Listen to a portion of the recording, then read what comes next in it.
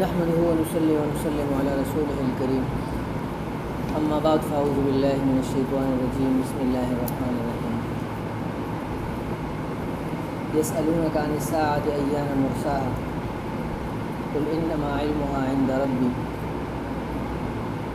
لا يجليها لوقتها إلا هو ثقلت في السماوات والأرض لا تأتيكم إلا بغتة صدق الله العظيم۔ معزز ساتھیو، اللہ رب العالمین نے قرآن مجید میں قیامت اور علامات قیامت سے متعلق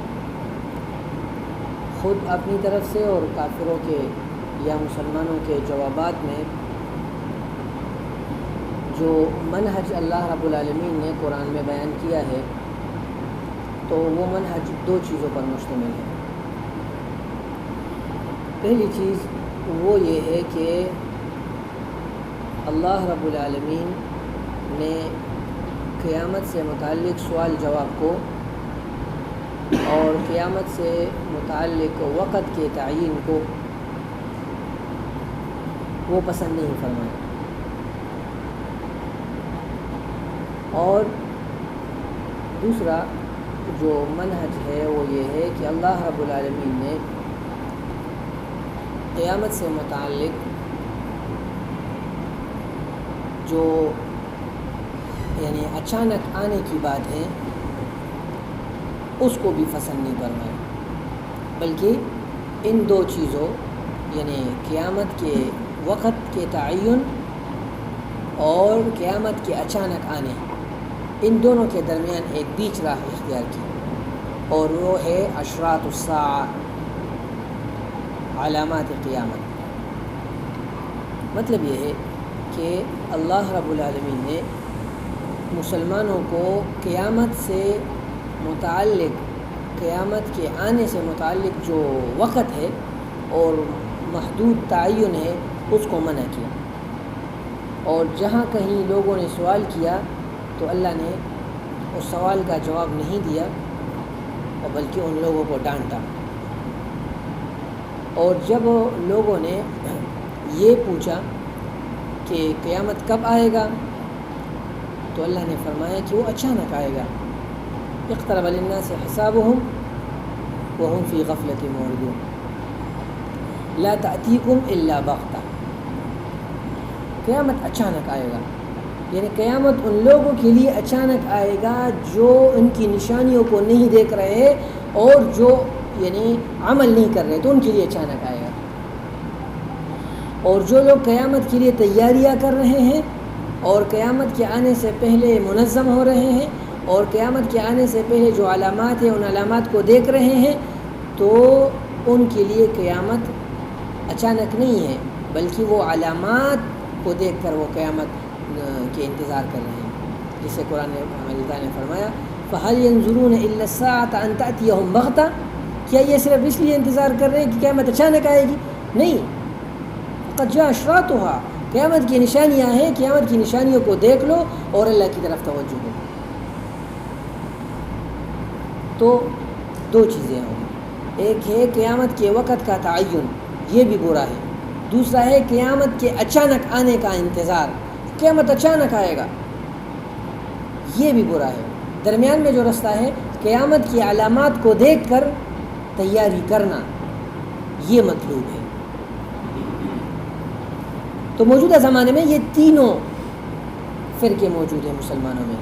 ایک وہ فرقہ جو قیامت کے اچانک آنے کا انتظار کر رہا ہے، امام مہدی کے اچانک آنے کا انتظار کر رہا ہے، دجال کے اچانک ظہور کا انتظار کر رہا ہے، اور حضرت عیسیٰ علیہ السلام کے اچانک نزول کا انتظار کر رہا ہے۔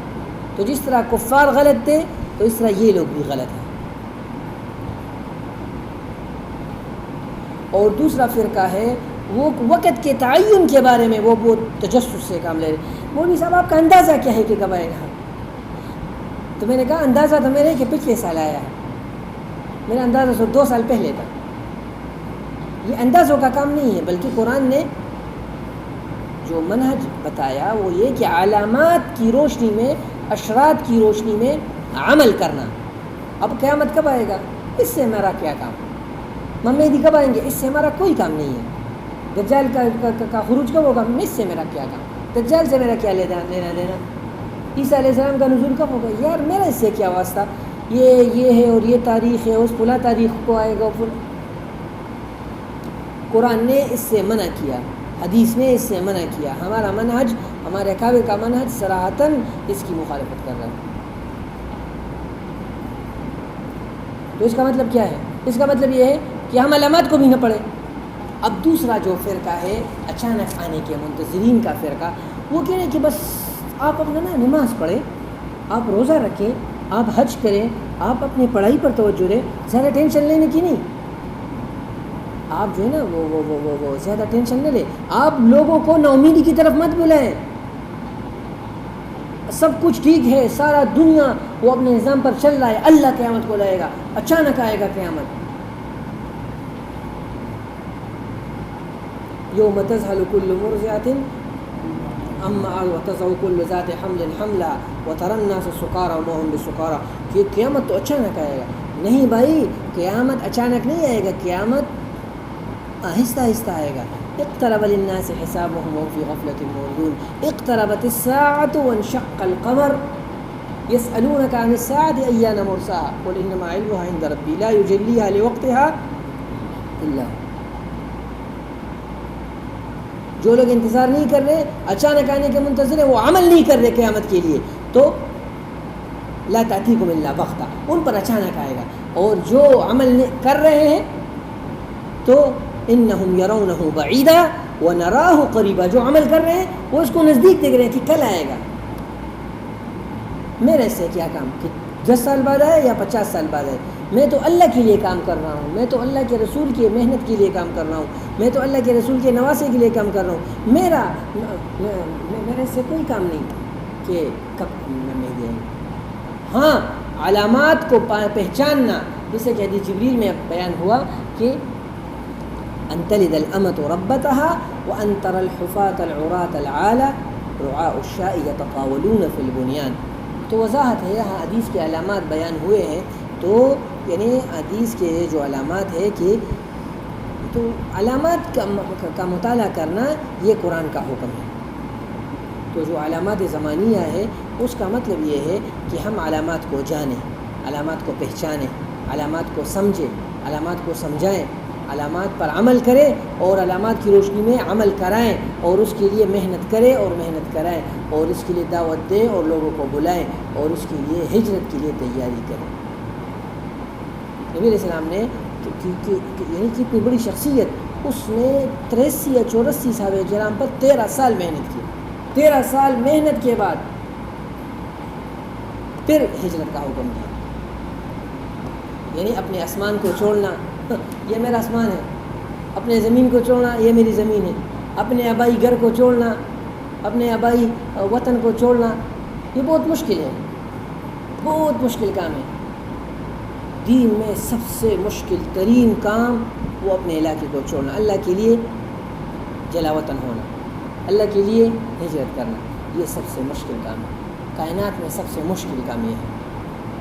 تو یہ مشکل کام یہ آخر میں، اس سے پہلے جو کام ہے یعنی علامات کو جاننا، علامات کو پرکھنا، علامات کو تطبیق دینا، اور علامات کی روشنی میں اپنے آپ کو تیار کرنا، یہ اس محنت کا مقصد ہے، علامات زمانیہ کا مقصد یہ ہے۔ اور اس میں یہ قرآن کی یہ جو آیات ہیں یہ اس میں اصل اور بنیاد اور اساس کی حیثیت رکھتے ہیں۔ اس کا جو یعنی قاعدہ ہے، جو بنیاد ہے وہ یہی یعنی یہ آیات مبارکات ہیں جو میں نے آپ کے سامنے عرض کر دی کہ 3 قسم کے لوگ ہیں۔ ایک اچانک کے منتظرین، اچانک آنے کے منتظرین، ایک ہے یعنی مکمل وقت کے متعین لوگ، اور تیسرا گروہ ہے وہ لوگ جو علامات کو سمجھ کر دیکھ کر عمل کر رہے ہیں۔ یہ 3 قسم کے لوگ ہیں۔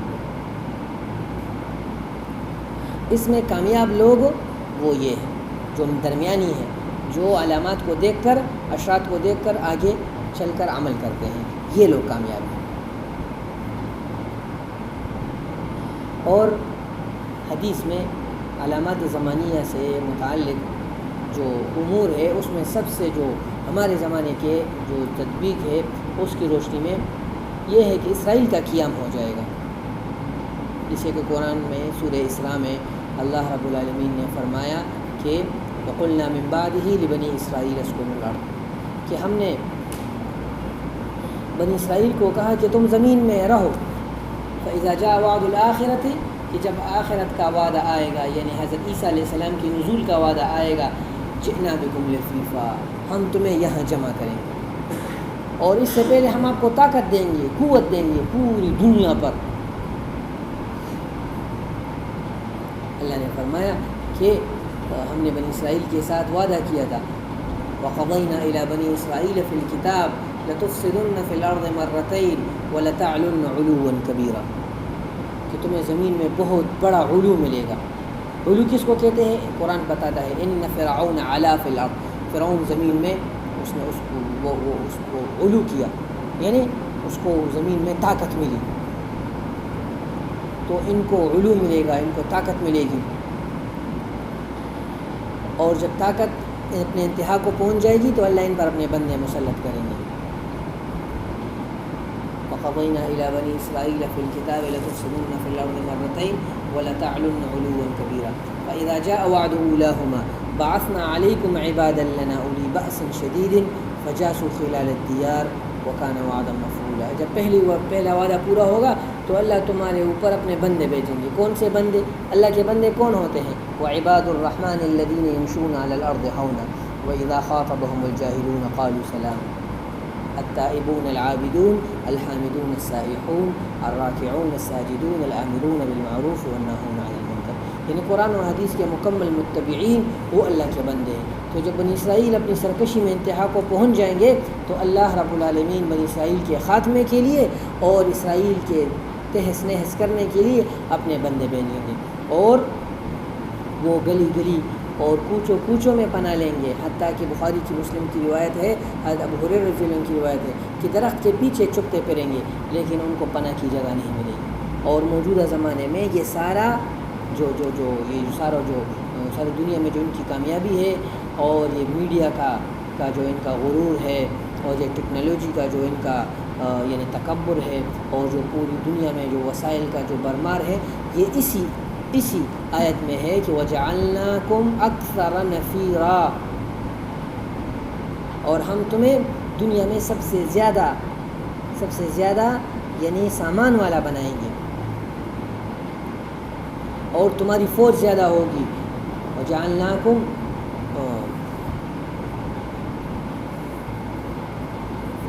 جیسے فرمانا کہ تمہارے اولاد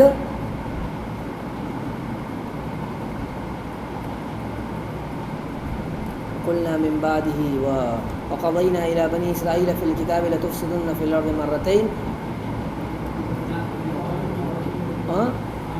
وأمددناكم بأموال وبنين وجعلناكم أكثر اموال، کس پوری دنیا کے سب سے زیادہ جو کم کارخانے ہیں، جو سب سے زیادہ مال ہے وہ ان کے پاس ہے، اور جو سب سے زیادہ فوج ہے، اولاد ہے، یعنی فوج ہے ان کے، سارے عرب ممالک ان کی اولاد ہے، جو اینکر پرسن ہے وہ ان کے لیے کام کر رہے ہیں، جو دنیا بھر کے جتنے فوجی ہیں وہ سارے یہودیوں کے لیے کام کر رہے ہیں، چاہے وہ اگرچہ مسلمان ہوں، چاہے وہ اسلام کا نام لیوا ہوں، لیکن وہ یہودیوں کے جھنڈے سے ایک حرف بھی نہیں نکل سکتے۔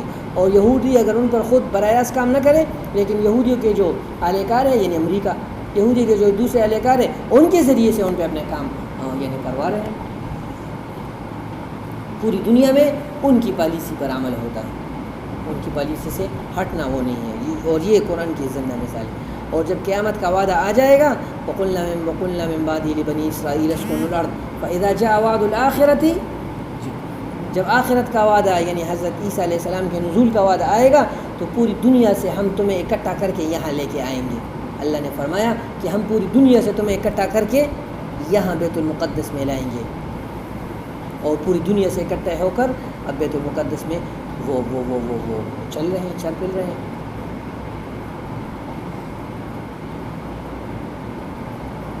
تو پہلی جو علامت ہے یہ علامت ہمیں یہ بتا رہی ہے کہ جس طرح یہودیوں کو کے ساتھ اللہ نے وعدہ کیا تھا کہ تمہیں جعلناکم وامددناکم باموال وبنین، تمہارے ساتھ مال ہوں گے اور اولاد ہوں گے، اللہ کا وعدہ ہے نا، تو انہوں نے اس وعدے سے فائدہ اٹھایا، اللہ کے اس وعدے کو سمجھا اور اس کے لیے محنت کیا، تو اللہ نے اس کو بنی اسرائیل کی زمین دے دی، یعنی وہ فلسطین کی زمین دے دی ان کو۔ انہوں نے بدماشی سے لے لی، لیکن لے تو لی نا۔ ہمیں حکم ہے کہ بخاری مسلم کی روایت ہے، نبی اسلام نے فرمایا کہ تم بنی اسرائیل سے لڑو گے اور تم وہ درخت کے پیچھے اور پتھر کے پیچھے بھاگیں گے اور تم ان کو وہاں مارو گے۔ تو اب ہمیں کیا کرنا چاہیے؟ انہوں نے تو اپنی پیشن گوئی دیکھ لی اور اس کے لیے عمل کیا اور بیت المقدس پر قبضہ کر لیا، اب ہماری کیا ذمہ داری ہے؟ اب ہماری ذمہ داری یہ بنتی ہے نا کہ ہم بھی وہاں جائیں اور وہاں جانے کے لیے تیاریاں کریں اور یہودیوں کو وہاں قصاب کی طرح وہاں ان کو یعنی ان کا جو قیمہ کریں، اور جہاں جہاں وہ چھپتے ہیں وہاں ان کے یعنی ان کو ٹارگٹ کریں، ان کا ماتھے پر ان کو نشانہ بنائیں، اور یہودیوں کو جسے اللہ نے فرمایا کہ صفا ہستی سے مٹ جائیں گے، تو ان کے لیے تیاریاں کریں، جسے انہوں نے تیاری کر کے فلسطین پر قبضہ کر لیا۔ اب ہمیں بھی حکم ہے کہ تم بھی وہاں جاؤ اور اپنے زمین کو واپس بازیاب کرو، کیونکہ یہ تو ہماری زمین ہے، یہ تو ان کے قبضے سے نکل چکی تھی۔ انہوں نے موسیٰ علیہ السلام نے ان کو کہا کہ آؤ کہ ہم وہاں وہ قبضہ کریں، تو انہوں نے کیا کہا؟ انہوں نے کہا کہ نہیں بھائی یہ ہم سے نہیں ہو سکتا، فَاذْهَبْ أَنْتَ وَرَبُّكَ فَقَاتِلَا إِنَّا هَاهُنَا قَاعِدُونَ قَالَ رَجُلَانِ مِنَ الَّذِينَ يَخَافُونَ أَنْعَمَ اللَّهُ عَلَيْهِمُ ادْخُلُوا عَلَيْهِمُ الْبَابَ فَإِذَا دَخَلْتُمُوهُ فَإِنَّكُمْ غَالِبُونَ وَعَلَى اللَّهِ فَتَوَكَّلُوا إِن كُنتُم مُّؤْمِنِينَ قَالُوا يَا مُوسَىٰ إِنَّا لَن نَّدْخُلَهَا أَبَدًا مَا دَامُوا فِيهَا۔ اب وہی کام ہم کر رہے ہیں، ہم کہہ رہے ہیں کہ اب ہم یعنی بیت المقدس نہیں جائیں گے، لن ندخل هذا الارض ابدا ما داموا فيها، اور اب ہم کہہ رہے ہیں کہ فاذهب انت وربك فقاتلا انا هاهنا قاعدون، کہ بھائی اللہ سب کچھ کر رہا ہے، آسمانوں کو اللہ نے قائم کیا، سمندر اللہ کے قبضے میں، پہاڑ اللہ کے قبضے میں، لہٰذا اب اللہ اور تم مولوی جا کے وہاں لڑائی لڑو، تمہیں اللہ پر یقین ہے نا تو لڑو، جیسے کہ اللہ نے فرعون کو کس نے غرق کیا پانی میں؟ اللہ نے، تو وہ اللہ جس نے فرعون کو پانی میں غرق کیا اس کا طاقت سے زیادہ تھا، تو وہ اس عمالقہ کو ختم نہیں کر سکتا؟ ختم کر سکتا ہے نا، تو کیوں خود ختم نہیں کرتا؟ ہمیں جو ہے درس و تدریس سے نکال رہا ہے، یہ کیا مسخرہ ہے؟ یہ اعتراض بنی اسرائیل نے بھی کیا تھا، اب ہم وہ کام کر رہے ہیں، لہٰذا اب وہ ہم پر مسلط ہو گئے ہیں، تو جب ہم یہ کام چھوڑ لیں گے اور وہ کام کریں گے جو کام وہ کر رہے ہیں، تو اللہ کی نصرت واپس آ جائے گی۔ اور یہ نبی اسلام نے حدیث میں اذا ترکتم الجہاد فسلط اللہ علیکم الذلہ، سب سے زیادہ ذلیل چمار بنگی قسم کے لوگ اب مسلمان ہیں۔ بیت المقدس بند ہے، کعبہ بند ہے، ہماری مسجدیں بند ہیں، کیوں؟ کرونا ہے۔ تو بھائی یہ کرونا ہے، تو یہ یعنی سنیمائیں کیوں کھلی ہوئی؟ وہاں کرونا نہیں ہوا۔ ابھی ٹوکیو جاپان میں ابھی وہ ہو رہا ہے جو مقابلے ہیں، اولمپکس کے مقابلے ہیں، وہاں سے دھڑا دھڑ ٹکٹیں مل رہی ہیں اور یہاں کچھ نہیں ہے، کیوں یار؟ وہاں تو پازیٹیو رپورٹ زیادہ ہے۔ یہی کام یعنی شیطان تو آدم علیہ السلام کو کہا کہ میں تو تمہارا خیر خواہ ہوں، یہ تو ہماری خیر خواہی کہ ہم تمہارے خیر خواہ ہیں کہ تمہیں مرض متعدی مرض ہے، تم مر جاؤ گے، پھر اللہ کی عبادت سے تم نکل جاؤ گے، اس وجہ سے یعنی یہ کرو، یہ سب چیزیں کرو، ہم تو تمہاری خیر خواہ ہیں۔ شیطان تو نہیں کہہ رہا کہ آدم اس کو کیا کہا، حوا علیہ السلام کو، حوا علیہ السلام کو کیا کہا کہ بھائی یہ کھاؤ، یہ شجرہ کھاؤ، اس کو قسم کھایا، وقاسمہما انی لکما لمن الناصحین فدلاہما بغرور، ان کو دھوکہ دے کر، یہ دھوکہ ہے، دھوکہ کس کو کہتے ہیں؟ اسی کو کہتے ہیں. لیکن اب ہم یہ سوچ رہے ہیں کہ بھائی ایسے اس میں ہمارا اب تو ہم کچھ نہیں کر سکتے، کیوں ابھی اسے چیخیں مار رہے ہو؟ نہیں بھائی، ہم کر سکتے ہیں انشاءاللہ. ابھی ہمیں کس چیز میں بند کیا ہے؟ قوانین میں، اور یہ آئین میں، اور یہ نظام میں، تحت نظام در نظام میں ہمیں بند کر رکھا ہے. اور یہ ہمیں یہ تاثر دیا ہے کہ اب تم یعنی گدھوں اور بھینسوں کی طرح اور گایوں بیلوں کی طرح اب تم یعنی بس صرف مارنے اور کٹنے کے لیے تیار ہو جاؤ، اب تمہارے ہاتھ میں کچھ نہیں ہے. نہیں، یہ بات غلط ہے. یہ تاثر لینا اور یہ تاثر دینا یہ غلط ہے. مسلمان کبھی کسی کے ہاتھ میں نہیں آ جائے. تو اس علامت کا مطلب یہ ہے کہ ہم ان حالات کو سمجھیں، ان حالات کو دیکھیں اور یہ یقین کر لیں کہ اللہ کا جو وعدہ ہے یہ سچا ہے، یہ پورا ہوا. بنی اسرائیل آ گئے، اب ہماری طرف متوجہ ہے کہ بھئی اب تم جاؤ اور جا کے نا ان کو مار دو. دوسری جو علامت ہے وہ ہے یعنی کعبہ کا پر حملہ ہونا. حدیث میں فرمایا نبی علیہ السلام نے کہ سیعوذ بمکۃ عائذ فیقتل ثم یمکث الناس برہۃ من دہرہم، کہ مکہ میں ایک آدمی پناہ لے گا اور وہ مر جائے گا، مارا جائے گا، فوراً مارا جائے گا. پھر دوسرا آدمی آئے گا اور اس دوسرے آدمی کی مخالفت وہ مت کرنا. پہلا آدمی آیا، اس نے مہدویت کا دعویٰ کیا اور اس نے اعلان کیا اور فوراً کعبہ کے لوگ حرکت میں آ گئے. اور اس زمانے میں علماء نے فتویٰ دیا کہ ان لوگوں کو قتل کرو. کعبہ کی بے حرمتی ہو گئی، وہاں پر فائرنگ ہوئی اور سارے لوگ مر گئے. یہ BBC کی رپورٹ میں بھی ہے اور سارے لوگ اس کو جانتے ہیں. 1979 میں یہ دوسری بڑی علامت تھی علامات زمانیہ میں، یہ پوری ہو چکی. اور تیسری علامت ہے کہ تم کافروں سے یعنی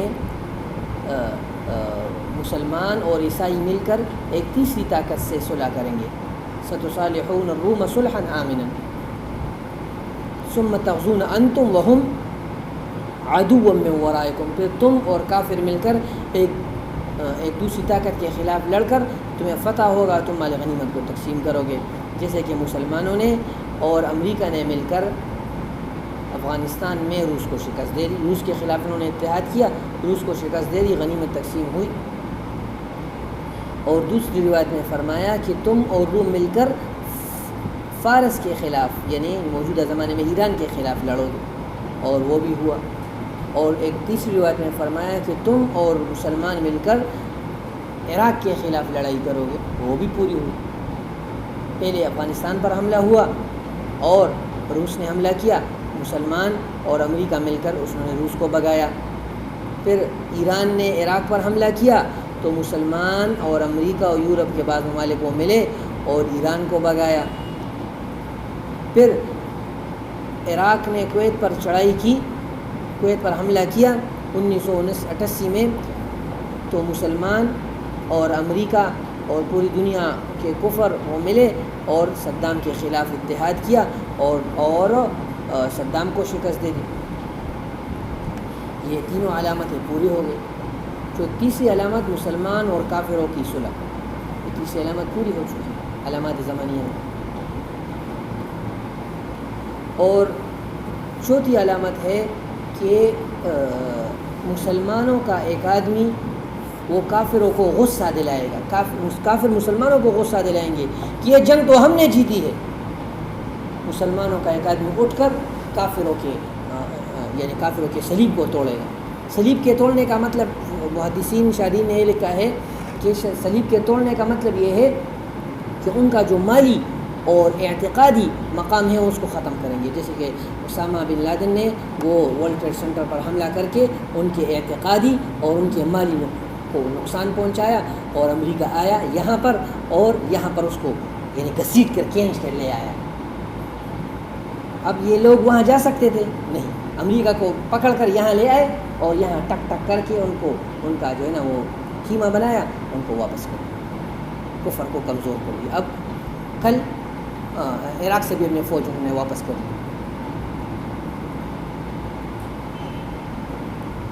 اور ابھی جزیرۃ العرب سے بھی واپس جا رہے ہیں. تو یہ حدیث میں پیشن گوئی ہے. اور دوسری حدیث میں فرمایا کہ حتی یصیر الناس الی فسطاطین فسطاط ایمان لا نفاق فی فسطاط نفاق لا ایمان فی. اور یہ بات بش نے جب حملہ کیا امریکہ افغانستان پر تو یہی الفاظ اس نے دہرائے تھے بش نے کہ اب دو گروہ ہیں, یا تو ہمارے ساتھ ہو جاؤ یا ہمارے مخالفین کے ساتھ ہو جاؤ. اس کے جواب میں اسامہ نے بھی دو کہا کہ یا تو ہمارے ساتھ ہو جاؤ یا ہمارے مخالفین کے ساتھ ہو جاؤ. اور یہ بات حدیث میں بھی ہے حتی یصیر الناس الی فسطاطین فسطاط ایمان لا نفاق فی اور فسطاط نفاق لا ایمان فی.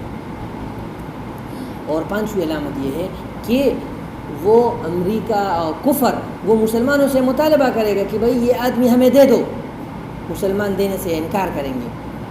مسلم شریف کی روایت ہے کہ مسلمانوں کو ایک بادشاہ سے مطالبہ کرے گا کہ بھئی ہمیں یہ قیدی دے دو, مسلمانوں یہ قیدی ہمیں دے دو. مسلمان قیدی دینے سے انکار کریں گے, تو جب انکار کریں گے تو مسلمانوں پر چڑھ دوڑیں گے اور کہیں گے کہ ہم تمہیں مال دیں گے, یہ دیں گے, وہ دیں گے. لیکن مسلمان کہیں گے کہ ہم اپنے بھائیوں کو تمہیں حوالہ نہیں کریں. مسلم شریف کی روایت ہے. اور اسی طرح ہوا, عمر نے اسی طرح کی.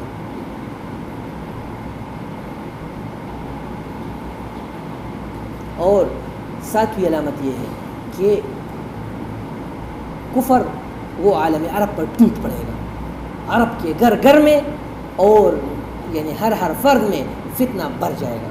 اور یہ فتنہ پھر ٹوٹ پڑے گا, اور اتنا ٹوٹ پڑے گا کہ یعنی فسادات شروع ہو جائیں گے. اور جو ظالم جابر لوگ تھے وہ پس پس کر وہ ختم ہو جائیں گے. اور اسی طرح ہوا. حسنی مبارک جو 35 سال سے, اور صدام حسین جو تقریباً 28-29-30 سال سے, اور لیبیا کا جو قذافی تھا وہ 45 سال سے, اور تیونس والا, اور اسی طرح علی عبداللہ صالح 38 سال سے. وہ سارے ظالم وہ ایک ایک ہو کے کٹ کٹ کے مر گئے.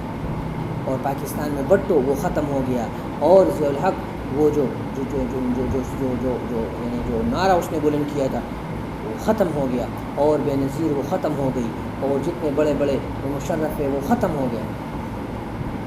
یہ تکوینی تیاریاں ہیں.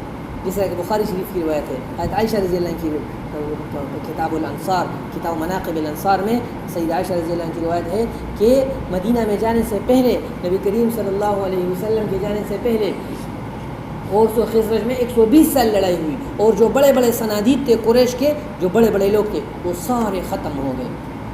یہ 80-83 منافق بچے اور سارے ختم ہو گئے.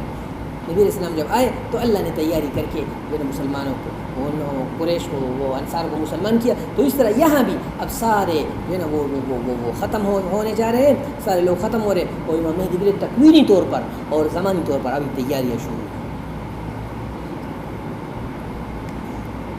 اور 8ویں علامت وہ یہ ہے کہ شام میں ایک فتنہ شروع ہو جائے گا, اور یہ فتنہ بچوں کے کھیل کود سے شروع ہو جائے گا, اور یہ فتنہ اس وقت ختم ہوگا جب امام مہدی آئے گا.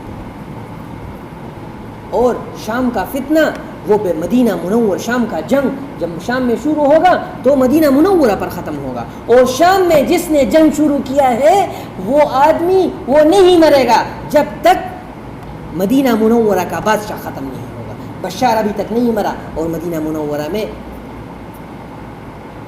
وہ اختلافات شروع ہو چکے ہیں. اور اس کے جو ہے نا علامات, بشار کے علامات, اور اس سے جو اس کے چہرے کے علامات, اس کے آنکھوں کے علامات, اس کے ماتھے کے علامات, اس کے ناک کے علامات, اس کے کندھوں کے علامات, اس کے یعنی کان کے علامات, سارے حدیث میں بیان ہوئے, تفصیلات وہ کتاب میں لکھی ہوئی ہے.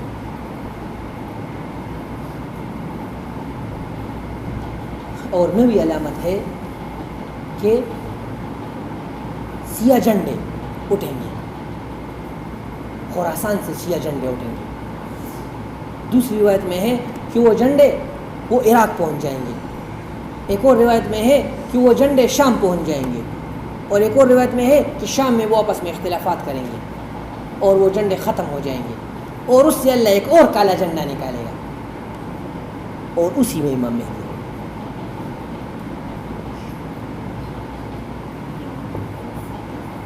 اور 10ویں روایت ہے کہ جزیرۃ العرب میں ایک بادشاہ مر جائے گا. دوسری روایت میں ہے کہ اس کا نام عبداللہ ہوگا. تیسری روایت میں ہے کہ جب جزیرۃ العرب میں 5واں بادشاہ مر جائے گا تو اختلافات شروع ہوں گے, اور جب 7واں بادشاہ مر جائے گا تو پھر اس کے بعد امام مہدی آئیں گے.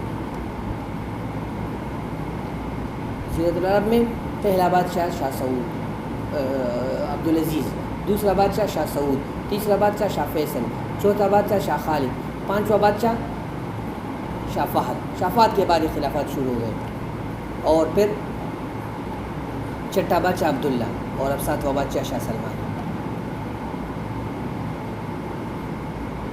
اور اس میں دوسری بات میں فرمایا کہ یقتتل عند کنزکم ثلاثہ, کہ ایک خزانے پر 3 آدمی وہ لڑیں گے. کلہم من خلیفہ, وہ تینوں ایک ہی خاندان سے تعلق رکھیں گے, جیسے کہ محمد بن سلمان, محمد بن نائف اور مطعب بن عبداللہ, یہ تینوں ایک ہی خاندان سے تعلق رکھ رہے ہیں, تینوں آل سعود سے. پھر یہ خزانہ ان میں سے کسی کو نہیں ملے گا. ثم لا يصير الى واحد منهم, اس دوران ثم تطلع الرايات السود من قبل المشرق, پھر مشرق سے سیاہ جھنڈے آئیں گے. اب مشرق میں سیاہ جھنڈوں کی حکومت پھر آ رہی ہے, افغانستان میں سیاہ جھنڈوں والوں کی حکومت پھر آ رہی ہے, اور مشرق سے عراق میں جو ہے نا وہ حکومت آ چکی تھی. اور پھر راوی فرماتے صوبان رضی اللہ عنہ کہ ثم ذکر شیئا لم احفظ, پھر ایک بات نبی اسلام نے ذکر کی مجھے یاد نہیں ہے. پھر فرمایا کہ فَإِذَا رَأَيْتُمُوهُ فَبَايِعُوهُ وَلَوْ حَبْوًا عَلَى الثَّلْجِ, پھر جب یہ اور سیاہ جھنڈے آ جائے تو تم ان کے ہاتھ پر بیعت کرو, اگرچہ گھسیٹ کر اور یعنی گھٹنوں کے بل کیوں نہ ہو, لیکن ان کا بیعت کرو. یہ 10 علامات, یہ علامات زمانی اور علامات سیاسیہ ہیں. ان علامات سے معلوم ہوتا ہے کہ یہی وہ زمانہ ہے کہ جس زمانے میں امام مہدی آئیں گے.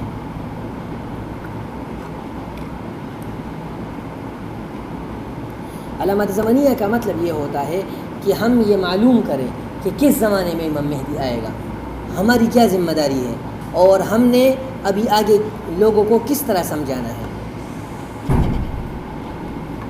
ان کا ایک میں اختلاف ہو تو دوسرا, دوسرے میں اختلاف ہو تو تیسرا, تیسرے میں اختلاف ہو تو چوتھا, چوتھے میں اختلاف ہو تو پانچواں, پانچویں میں اختلاف ہو تو چھٹا, چھٹے میں اختلاف ہو تو ساتواں, ساتویں میں اختلاف ہو تو آٹھواں. یار ایک اب نہیں ہو سکتا ہے کہ 10 کے 10 میں اختلاف ہو جائے. حدیث میں فرمایا کہ شام میں بچوں کے ہاتھوں اختلاف شروع ہو جائے گا, شام میں بچوں کے ہاتھوں اختلاف شروع ہو جائے گا, اور یہ اختلاف ختم نہیں ہوگا جب تک امام مہدی نہیں آئیں گے. یہ اختلاف اور یہ جنگ, یہ بھی جو ساری دنیا کو پتہ ہے کہ بچوں نے دیواروں پر لکھا ارحل یا بشار, اور پھر انہوں نے اس بچے کو پکڑا, اس کے ہاتھ کاٹے, پھر احتجاج ہوا, اور پھر جو ہے نا وہ جنگ بڑی, اور یہاں تک کہ ابھی شام کی جنگ وہ ختم نہ ختم ہونے کا نام ہے.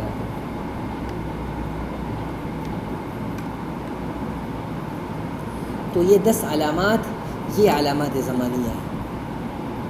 یہ علامات زمانیہ ہماری طرف اب متوجہ ہیں, اور یہ ہم سے یہ مطالبہ کر رہے ہیں کہ آپ لوگوں کو سمجھائیں.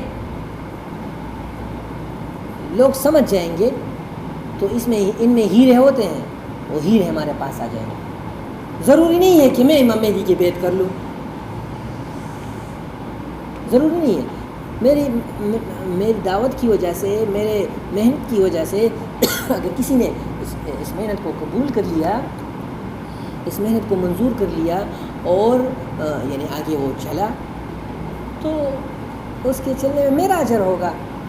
ضروری تو نہیں ہے کہ اب مثلا اس نے محنت شروع کیا ہے اور یہی بس جائے گا.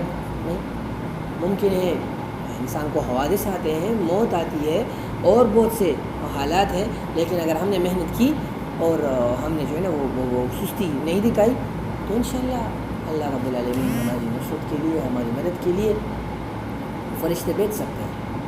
اللہ قادر ہے کہ ہماری نصرت کے لیے فرشتے بھیج, لوگوں کے دلوں میں وہ بات راسخ کرے. اور حدیث میں آتا ہے کہ امام مہدی کی بات جو کرتا ہے تو اللہ رب العالمین, وہ ایک حدیث میں ہے کہ امام مہدی کی بات لوگوں کے دلوں میں ان کی محبت ہوگی.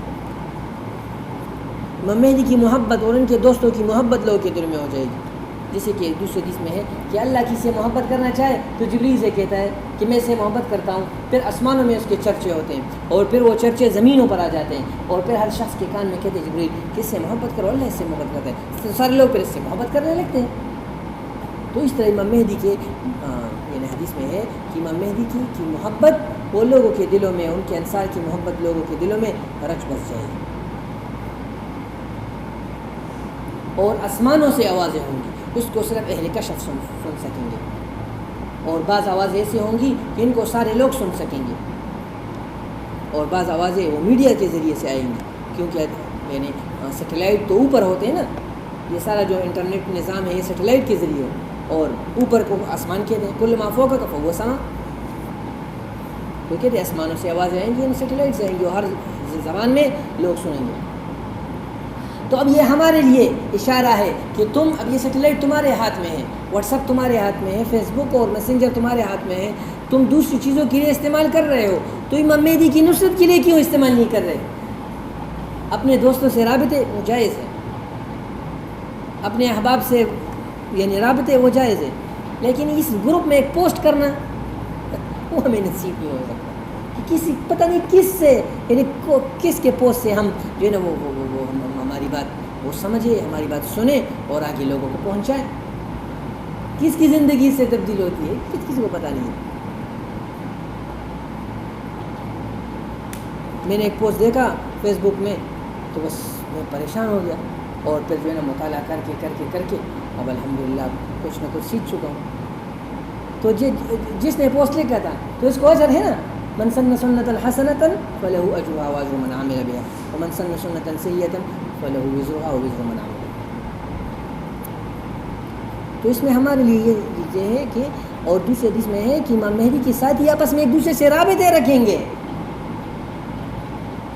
اور سب لوگ اس پہ متفق ہوں گے کہ اب امت کا کوئی چارہ نہیں علاوہ اس کے کہ ہم امام مہدی کی نصرت کریں. تو علامات زمانیہ ہمیں یہ دعوت دیتی ہے. تو اور دوسری چیز ہے علامات مکانیہ. مختصراً میں علامات مکانیہ وہ عرض کر دیتا ہوں. علامات مکانیہ کا مطلب یہ ہے کہ امام مہدی کہاں پیدا ہوں. کسی صریح روایت سے معلوم نہیں کہ امام مہدی کہاں پیدا ہوں.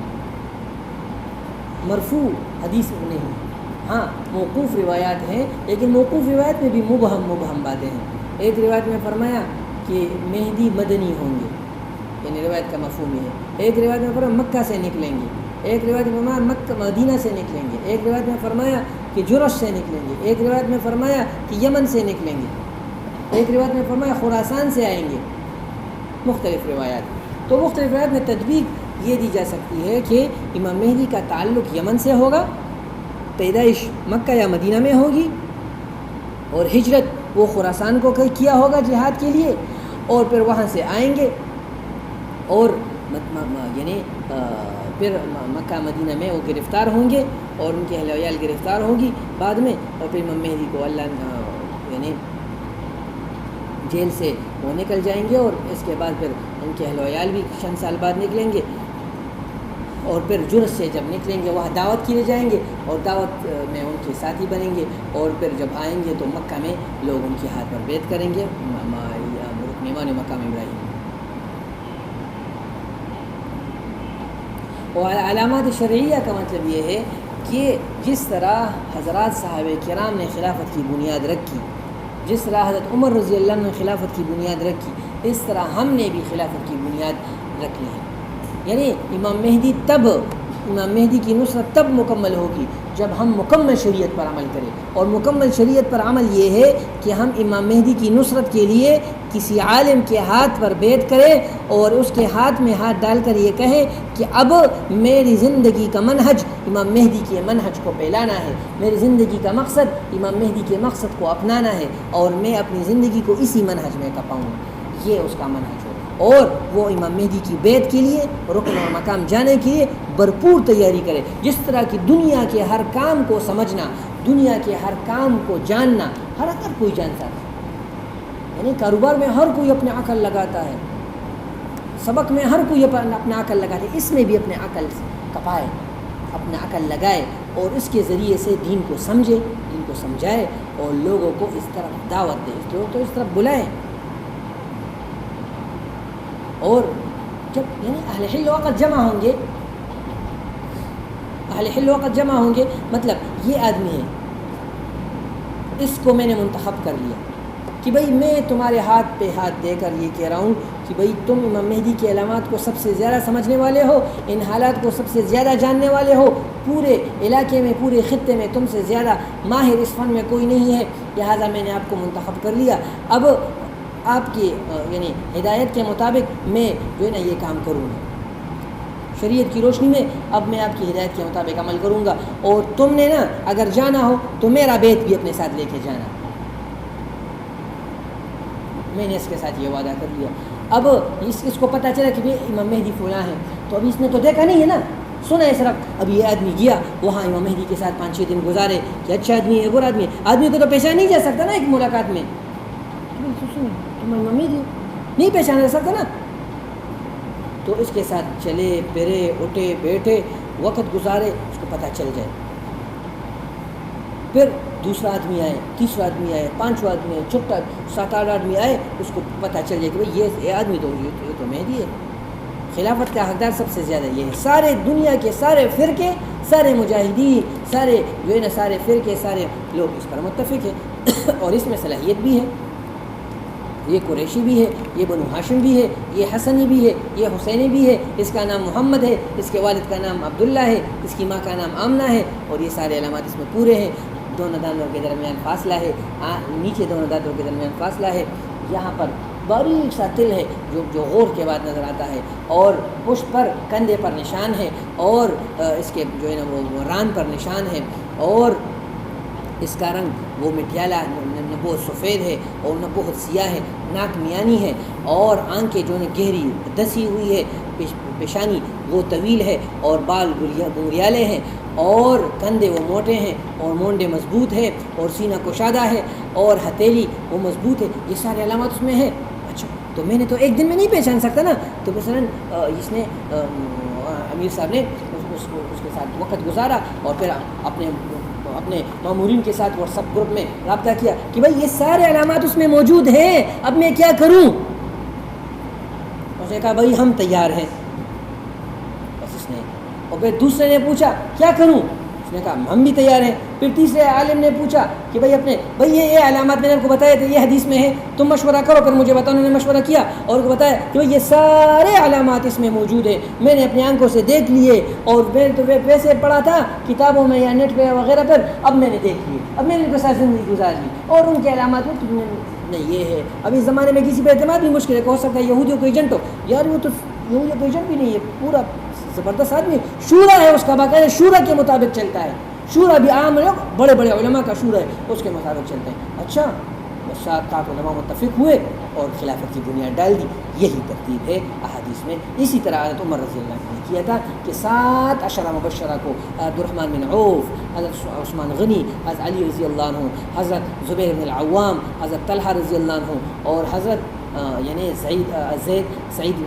زید رضی اللہ عنہ، ان کو منتخب کیا 7 لوگوں کو کہ تم اپنے میں سے ایک کو، یہ سعید بن زید تو اصل ویسے ہوگا لیکن یہ میرا رشتہ دار ہے اس لیے یہ امیر نہیں ہوگا، 6 میں منتخب کیا۔ تو 6 نے عبد الرحمن بن عوف رضی اللہ نے کہا میں نہیں کرتا، اس زبیر بن عوام رضی اللہ نے کہا کہ میں بھی نہیں کرتا، میری جگہ علی کرے گا، اور طلحہ نے کہا میری جگہ طلحہ، میری جگہ عثمان کرے گا۔ تو پھر معاملہ کس میں آیا؟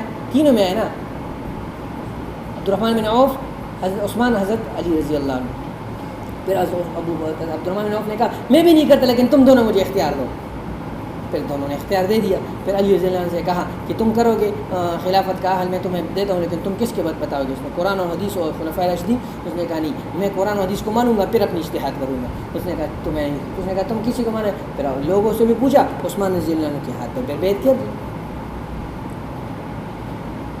سمجھ آ گئی؟ تو یہی خلافت کا انداز ہے اور یہی مہدی کے منہج کا مقصد ہے. پوری دنیا پر خلافت کا قیام اسی محنت کے ذریعے سے آئے گا جس محنت کے ذریعے سے اولین لوگوں نے چھوڑا تھا، یعنی حضرت خلفائے راشدین نے.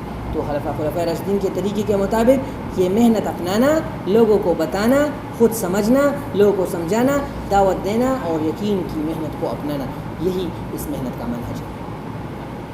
تو اس کے لیے سب سے اہم کام وہ دعوت ہے، اس کے لیے سب سے اہم کام وہ بدنی تربیت ہے، اس کے لیے سب سے اہم کام وہ مال کا جمع کرنا ہے کہ ہمارے پاس اتنا مال ہو کہ ہم سفر کر سکیں، اور اس کے لیے ہر وقت رابطہ میں رکھنا ہے. یعنی جو زیادہ رابطہ رکھے گا وہ زیادہ ضابطے میں آئے گا، جو رابطہ نہیں رکھے گا وہ پھسل جائے گا. اور اپنے اپنے علاقوں میں اپنے اپنے دوستوں کے ساتھ، اپنے اپنے متعلقین کے ساتھ اس طرح محفل منعقد کرنا، لوگوں کو اس بارے میں بتانا. بہت سے لوگ ایسے ہوتے ہیں کہ میں ان کو پہچانتا بھی نہیں، لیکن بس باتیں وہ محنت کر دیتے ہیں. دوسرے شادی کے واسطے سے ہے، اور جس شادی کے واسطے سے ابھی وہ شادی محنت اس طریقے سے نہیں کر رہا، اور اس کے واسطے سے جو آیا ہے وہ اچھا بھلا محنت کرتا ہے. تو یعنی اب موجودہ زمانے میں دین کی محنتوں میں سب سے اہم محنت یہ ہے. لیکن یہ مطلب یہ نہیں ہے کہ وہ سارے خراب ہیں، نہیں، ان کو بھی چلانا اور ان کو بھی اپنانا یہ اصل ہے. اللہ کی توفیق عطا. صلی اللہ تعالی علیہ وسلم.